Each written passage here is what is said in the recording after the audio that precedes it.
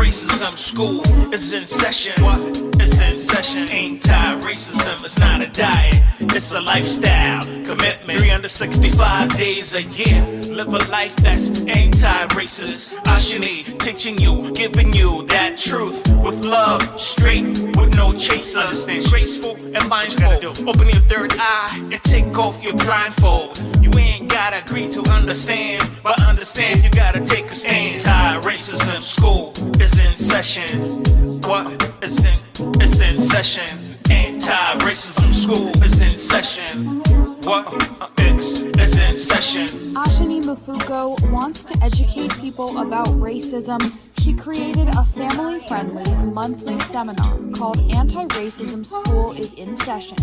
And every month, she'll be talking about different ways to be anti-racist. Welcome to Anti-Racism School is in Session, bringing you an uncommon perspective to common issues related to racism. I'm your host, Ashani Mfuko, and on this show, we talk about how to become anti-racist, how to live an anti-racist lifestyle, and how to raise anti-racist kids. Why do we do that? Because we are committed to creating a more beautiful, safer, more equitable world for all people. The topic of today's show is the power behind systemic racism. The power behind systemic racism.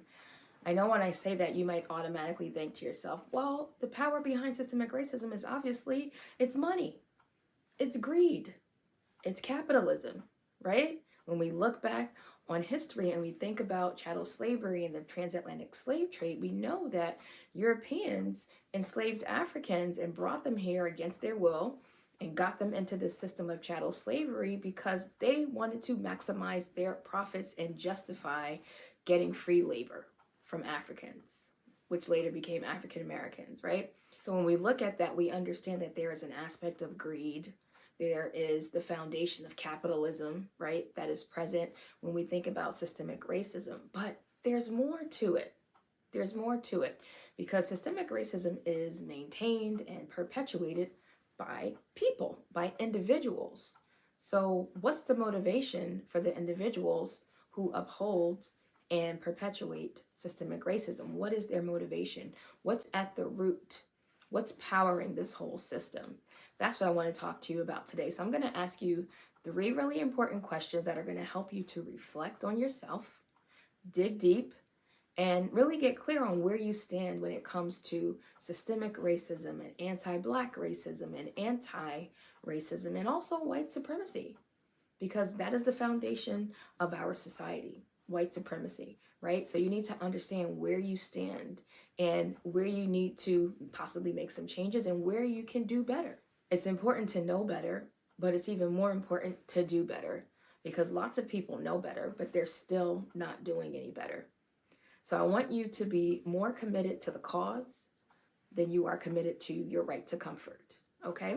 So here are the 3 questions that I want you to think about as we're talking about the power behind systemic racism. The first question is, what is the source of your power?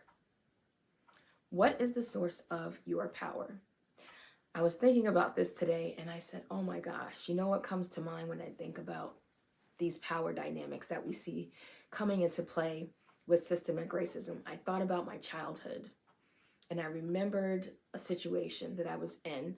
I was in elementary school, was at a new school, and I was being bullied.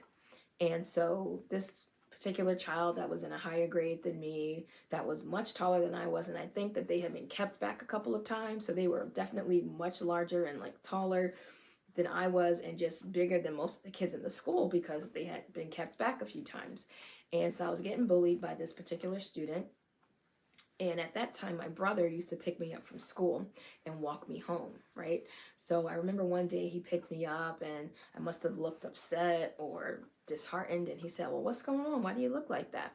And I told him, I said, this student is bullying me. She's bothering me. And he looked at me like, say less. Say less, sis. I got this, right? So the next day when he came to pick me up, he asked me, well, who's the girl that's been bullying you? And so I showed him who it was, and he said, stay right here. I'll be right back. So my brother went to speak to this student. He was obviously older than both of us. He was not in the school. He was probably, I don't know, in high school maybe at the time. And went to speak to her, came back, walked me home. I had no idea what was said, what went down. All I can tell you, okay? All I can tell you is that when I went back to school, that student never bothered me ever again. Never bothered me again. Was never an issue.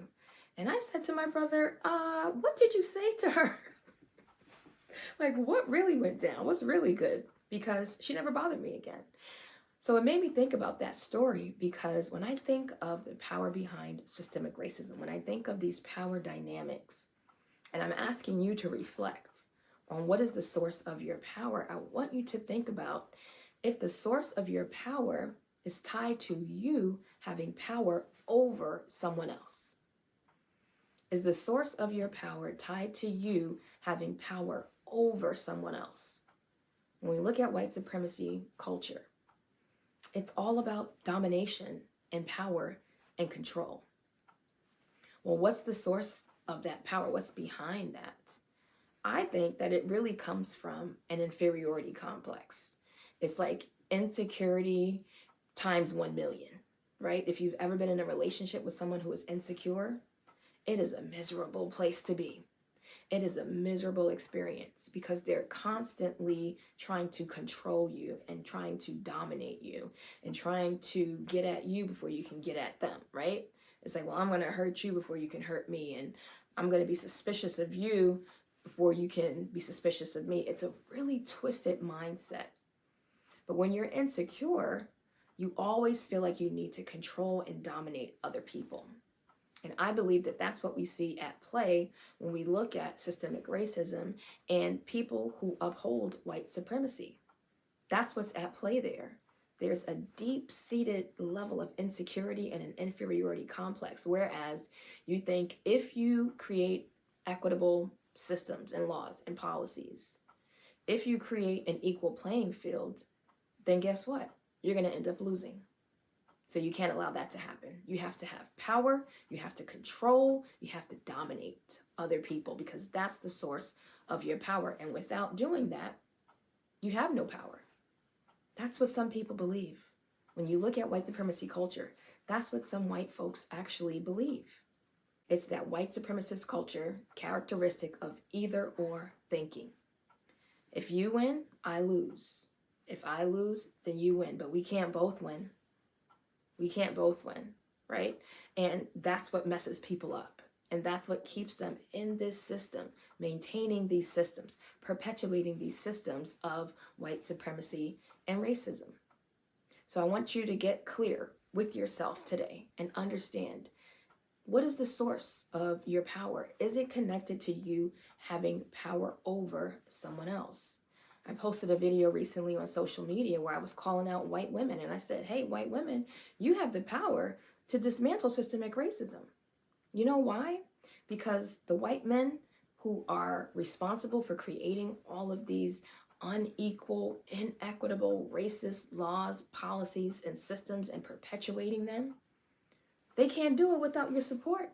They can't do it without you enabling them. They can't do it without you protecting them and not speaking up, right? So white women play a huge part in this system of white supremacy and racism, a huge part. Now, this is the pushback that I got. Well, white women are victims of the patriarchy and of these oppressive systems too, right?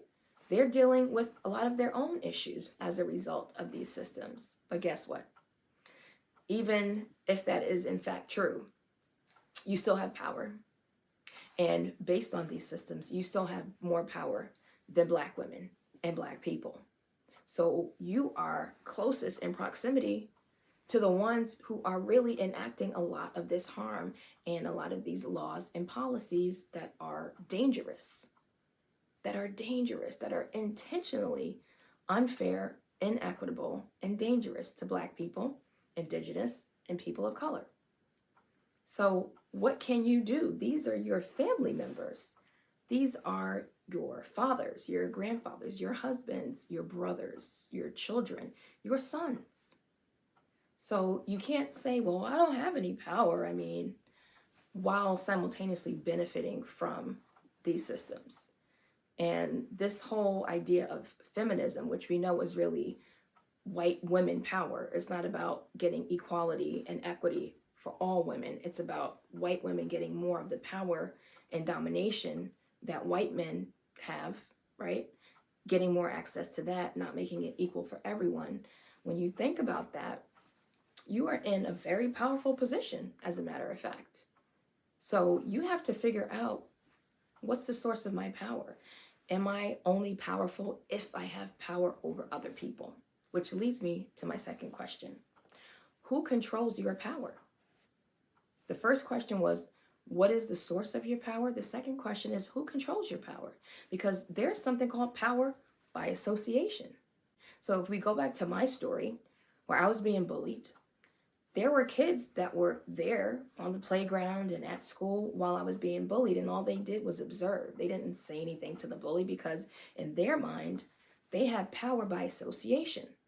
So because the bully is someone that people are maybe afraid of, or they don't want to approach this person, if they stay in proximity to the bully, then they think, hey, I'm safe. As long as I'm close to the bully, I'm safe. Or I have access to their power. But the reality is, you're never safe if the person that controls your power is outside of you, if it's someone else, right? So if you only have power by association, then that's not true power. Because the minute that that person decides they don't want you to have power anymore, what happens? You have no power. So you have to get clear on what the source of your power is and who's controlling your power. Is it strictly power that comes from dominating other groups of people? Is it strictly power by association? Is it power based on your social or financial status? I think of a story that I saw on social media where someone said, when I worked for this major global corporation, I had so much power.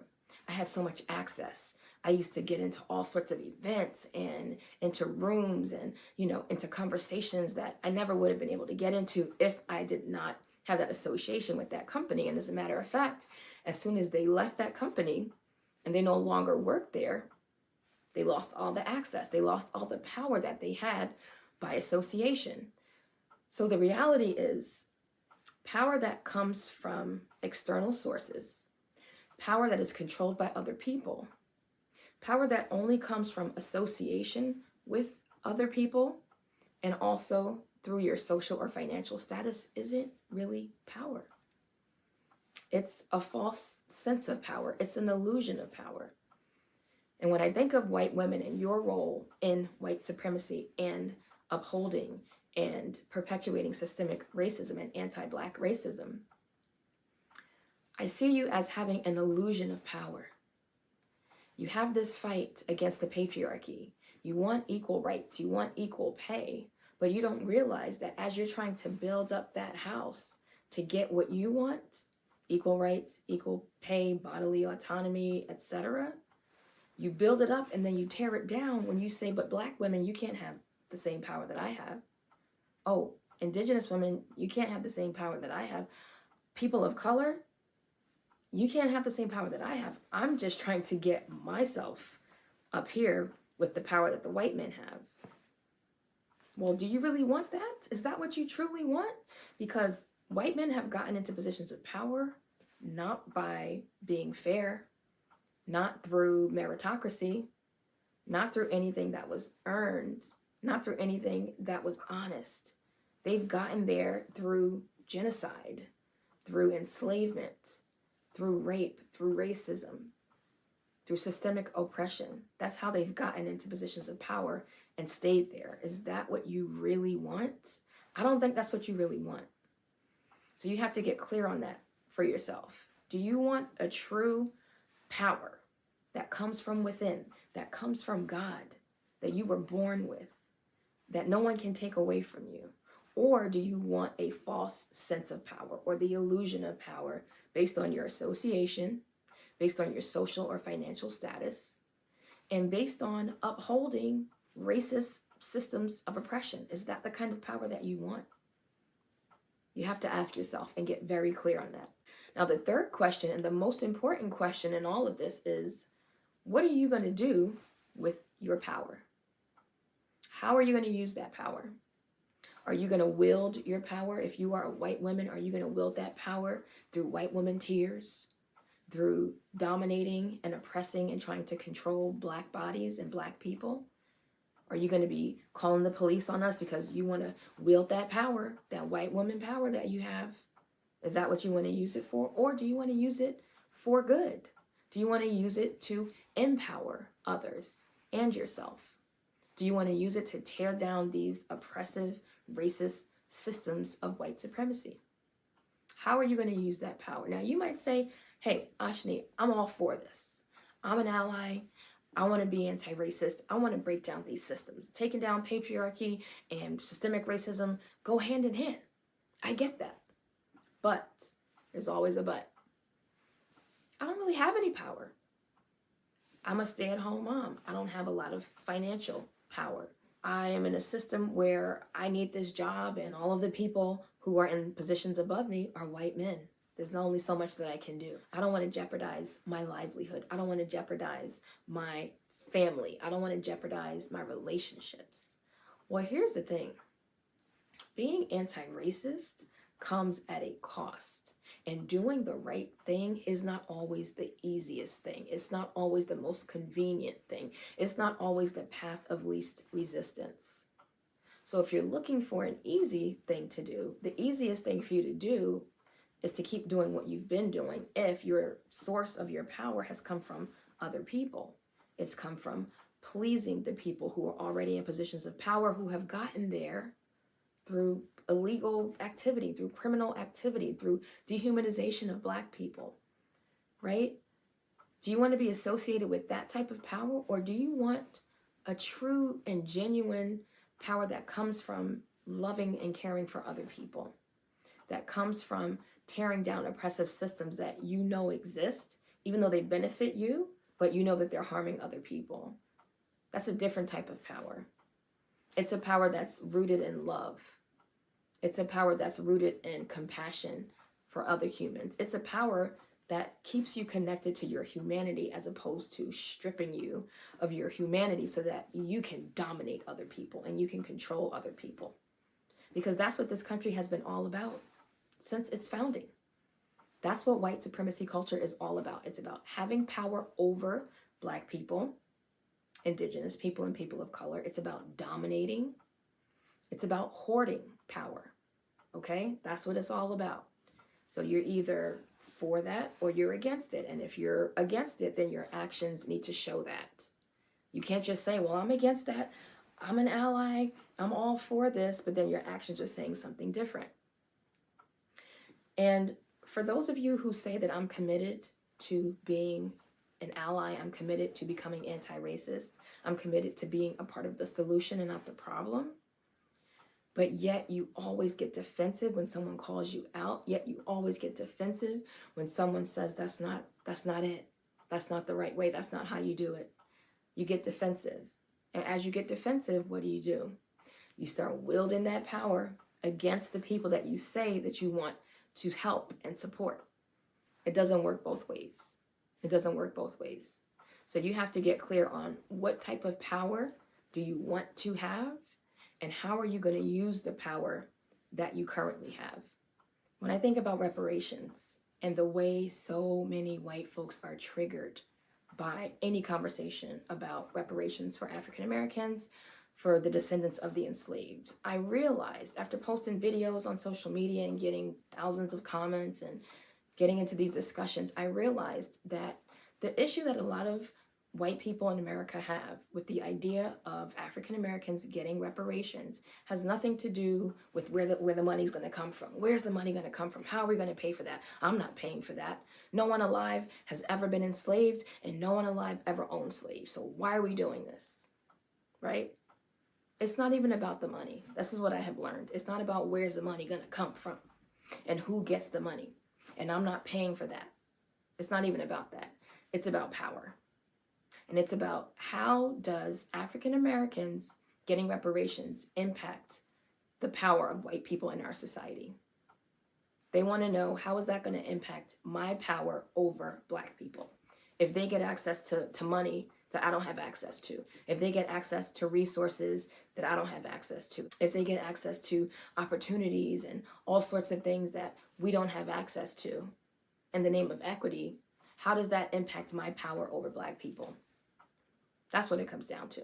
Because reparations for African Americans in the United States is not only about chattel slavery and its legacy, it's also about what happened after that and what's been happening ever since and what's still happening today. That's what the reparations are for. The fact is that it never ended. It never ended. You want to learn some more? Go look up sundown towns. Go learn some more about Black codes. Learn some more about redlining. Go do your own research and learn about the history that they are trying to prevent our children from learning in school.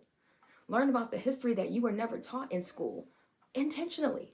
They intentionally did not teach you the truth. They intentionally did not teach you the facts because they don't want you to know. Because when you know better, you're more likely to want to do better. And if you understand history and you understand how it relates to and impacts what's still happening today, we've seen it all in the news. We see it in our communities, right? The Tennessee 3, we've seen it happen. All of these mass shootings happening. It's a power grab. It's all about power. The fact that legislators, our elected officials, are so reluctant to create stricter gun laws, it's all about power. That's what it comes down to. It's about having the power to control other people, having power over other groups of people, because that's where a lot of people's power lies. They know without that, they don't have any power. That's what they believe. But the reality is we all have power.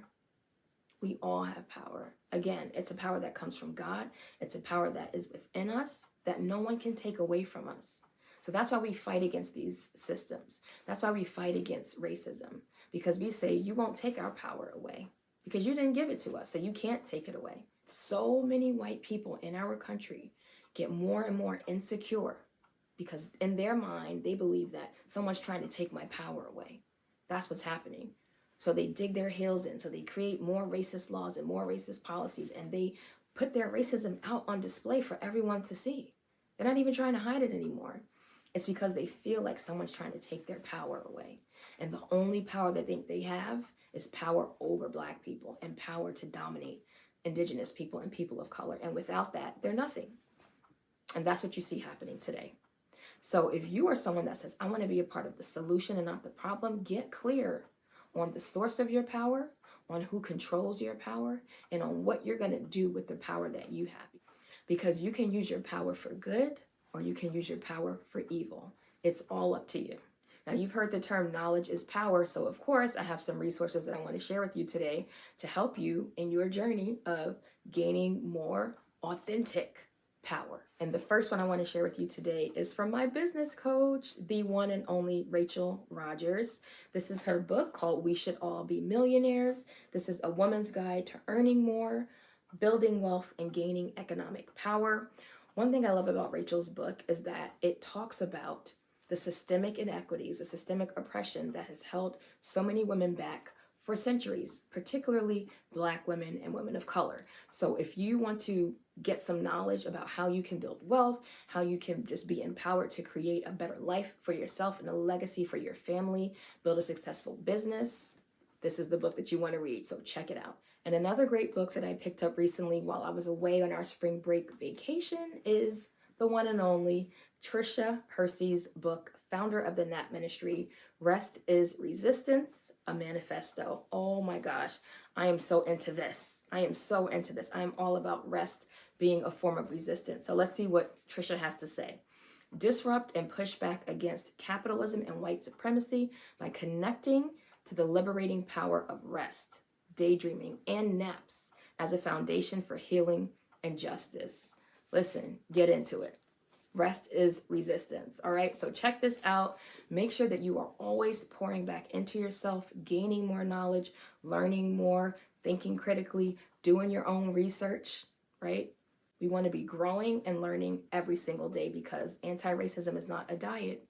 It's not something that you engage with during Black History Month only, or Juneteenth only, or on MLK Jr. Day only. It is a lifestyle.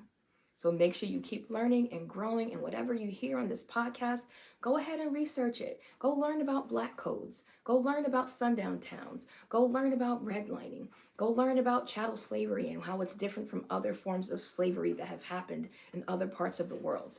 Do your own research. Keep learning and growing. And thank you for listening and watching. Make sure you download, share, subscribe, and rate this podcast. And I'll see you on our next episode.